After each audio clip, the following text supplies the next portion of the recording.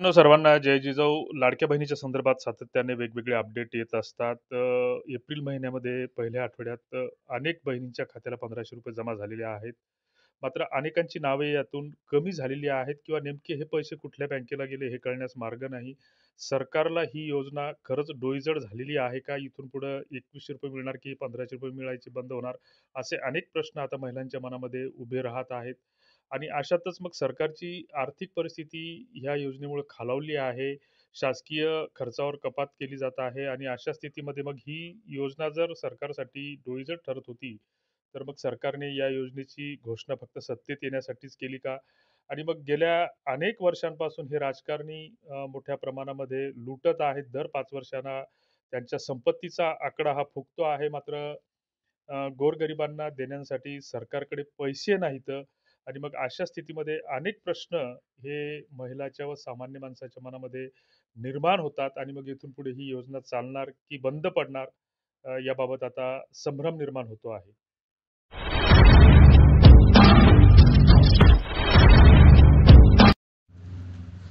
लाडक्या बहिणीचे नेमके पैसे कधी याबाबत महाराष्ट्र दिनानिमित्त आयोजित करण्यात आलेल्या कार्यक्रमादरम्यान आदिती तटकरे यांनी यासंबंधी वक्तव्य केल्यानं महिलांची उत्सुकता आणखीनच वाढली.